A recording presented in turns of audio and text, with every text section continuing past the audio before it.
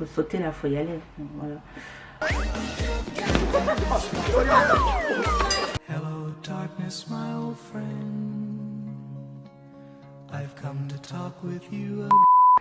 Après, je vais pas tout spoil parce que faut qu'elle se fasse des thunes elle aussi. Bourrage de crâne et tout. Moi, franchement, c'est pas mon délire.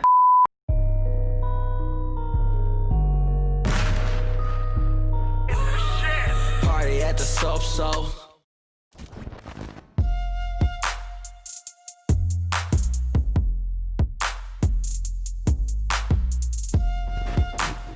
안녕하세요. 쿠쿠.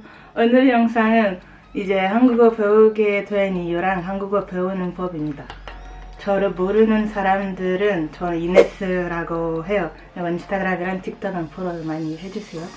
일단은 제가 한국어를 왜 선택했는지, 한국어를 왜 배웠는지, 제가 고등학교 3학년 때 제가 별로 좋아하는 과목 별로 없고 관심 있는 것들도 별로 없었어요. 그래서 이제 그냥 졸업하고 조금 일하고 제가 뭐 하고 싶었는지 무슨 일을 하고 싶은지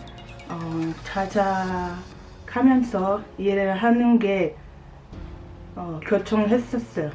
근데 이제 제가 언어를 배우는 것을 되게 좋아해요. 저는 그래서 제 부모님들이 가나 사람이니까 가나어 할 수 있고 가나에도 영어를 많이 해요. 그래서 저한테도 영어를 가르쳐주고 그래서 가나어, 영어 그리고 프랑스 사람이니까 뭐 당연히 불어 그리고 아시아 언어는 몰랐어요. 그래서 그냥 아시아 언어를 배우자 라는 마음으로 한국어를 선택했어요. 근데 이제 한국어를 왜 선택했는지 한국어는 이제 13살, 14살 때부터 지금 한국 나이로 수요일에 제 생일이니까 한국어 나이로 22살이에요. 프랑스 나이로 21살이니까 이제 14살, 13살 때부터 드라마를 되게 많이 봤어요. 그래서 안녕하세요, 감사합니다 그런 말 하니까 이제 그냥 한국어를 선택했어요. 그래서 제가 한국어 문학과랑 영어 문학과 둘 다 공부했고 지금 졸업한 상태고 9월부터 대학원으로 갈 거예요. 근데 이제 한국어 배우는 법은 한국 사람들이 이미 한국어 잘했으니까 한국어 배우는 법은 불어로 네. 죄송해요. 프랑스 사람이니까 불어로 할게요. 불어로 하고 이제부터 한국인들 위한 자막 여기 있을 거예요. Numéro 1. Adapter son oreille à écouter du coréen. Alors déjà de 1, moi déjà je regardais plein de dramas depuis que j'ai genre 13-14 ans, donc franchement il y a tellement de dramas que vous avez vraiment le choix. En plus moi à l'époque il n'y avait pas Netflix, il n'y avait pas les bails comme ça, je trouvais même pas les sous-titres. J'étais tout le temps obligée de regarder sur des sites en anglais. Heureusement je savais parler anglais parce que sinon je sais pas comment j'aurais fait. Mais maintenant c'est tellement facile, vous pouvez aller sur Netflix, regarder des dramas, franchement je peux vous conseiller des dramas, mais après, vous devez vraiment regarder ce qui vous intéresse, parce que sinon, ça va juste être chiant de regarder quelque chose qui vous intéresse même pas, ça va être fatigant, ça sert à rien. Ou bien sinon, vous pouvez regarder des youtubeurs en coréen. Bon, je vais vous en citer certains, ceux que je regarde, ceux que j'aime le plus. Alors déjà, il y a Hunchi, ici, Hunchi. Genre, franchement, j'aime vraiment trop ce qu'il fait, parce qu'il fait vraiment des petites vidéos de genre 3 et 4 minutes où en fait c'est des petits vlogs de sa vie, donc voilà, c'est pas des mots trop compliqués, etc. Mais je pense que ça, regarder des youtubeurs comme lui, c'est plus à un niveau où déjà tu vois, t'as un niveau de coréen intermédiaire, genre, parce que bah il a pas de sous-titres anglais. Si vous voulez vous challenger, allez-y. Sinon sur KBS World, il y a plein de dramas, plein de séries de divertissement avec des sous-titres anglais aussi. Numéro 2, traîner avec des Coréens. Bon, en France c'est pas forcément facile, je sais pas où est-ce que vous habitez.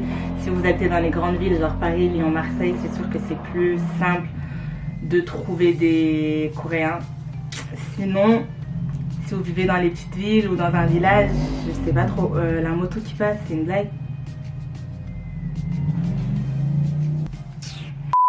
Moi personnellement, j'avais rencontré des potes coréennes à l'église. Genre vraiment je les aime trop. C'est mes petits cœurs jusqu'à maintenant. Et ouais, franchement, juste essayez de trouver dans votre fac, je sais pas si vous avez des étudiants en échange qui viennent de Corée, essayez de leur parler, etc. Faites pas les forceurs en mode ah, on y faites pas des trucs comme ça. C'est bizarre un peu. Bref, genre je sais pas, imaginez, je sais pas, imaginez vous allez en Corée et tout d'un coup quelqu'un qui vous dit ah bonjour, baguette, Paris. Chelou.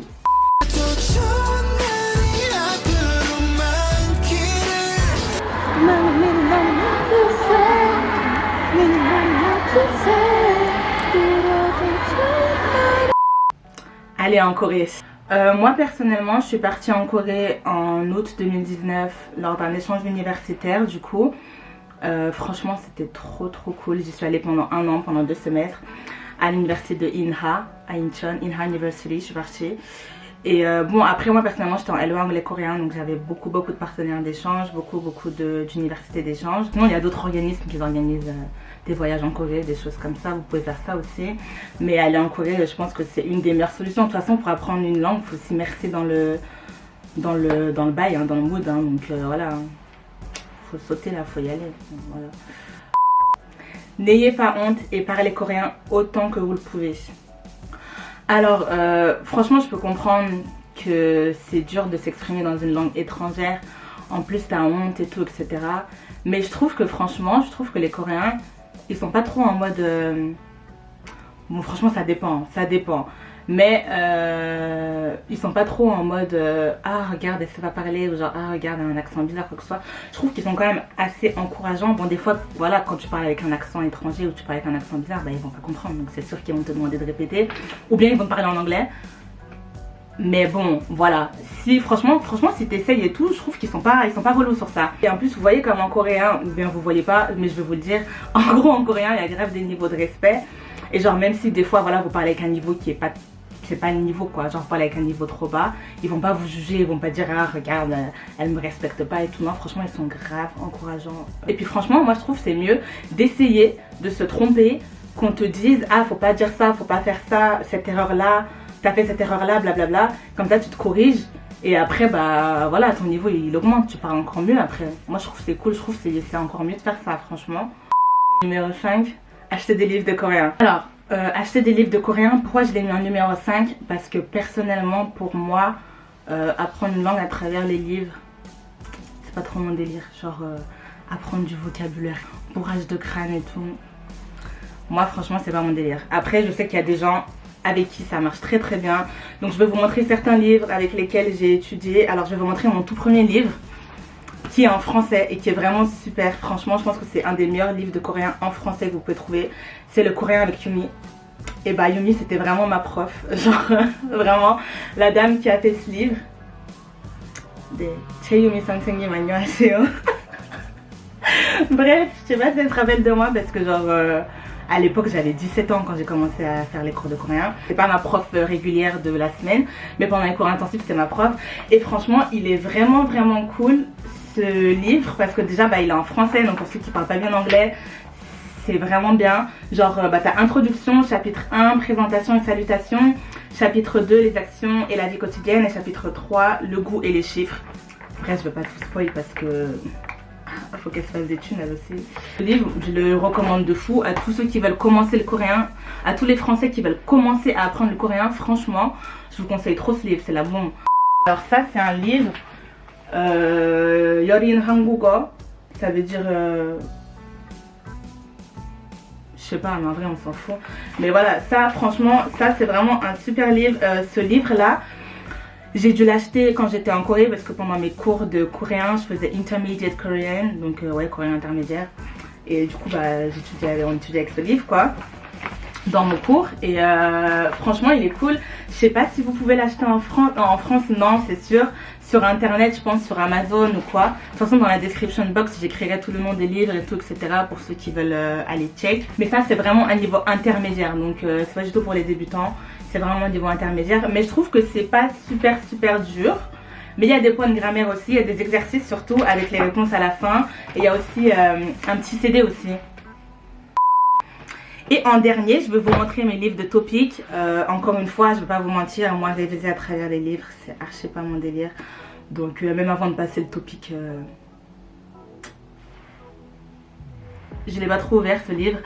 Mais ouais, il est bien, hein. Je sais pas, franchement je l'ouvre pas souvent donc je sais pas trop. Regardez, je fais genre je révise grave, genre j'ai mis des petits trucs pour les chapitres et tout. Je l'ai ouvert 5 fois dans ma vie ce livre. Mais bon, franchement, en l'avoir ouvert 2-3 fois, j'ai passé le topic 2, j'ai le niveau 3 quand même. Ouais, bah je crois que je vous ai tout dit. Franchement, après, si j'ai vraiment un dernier conseil à vous donner, ne vous mettez pas la pression. Tout le monde a une vitesse d'apprentissage différente. Après, moi je suis personne, hein. Moi ces techniques-là ont marché pour moi, peut-être que ça va pas marcher pour vous. Chacun sa technique, genre comme je vous ai dit, hein, moi la technique numéro 5, apprendre à travers les livres, ça marche pas trop avec moi. Enfin, moi je suis allée en Corée. J'ai vécu avec des Coréennes, j'ai travaillé en tant que serveuse aussi pendant quelques temps. Donc voilà, j'avais pas le choix de parler coréen, c'était pas... J'avais pas le choix quoi. Quand t'as pas le choix, bah après ça monte tout seul quoi. Ça s'améliore tout seul quoi. Le niveau de langue et mon niveau de coréen s'est amélioré tout seul. Donc voilà. Donc ouais, c'est tout pour cette vidéo.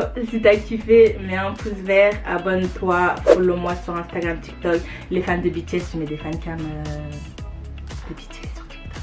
Pour les fans de BTS, je mets des fancams sur TikTok, allez voir.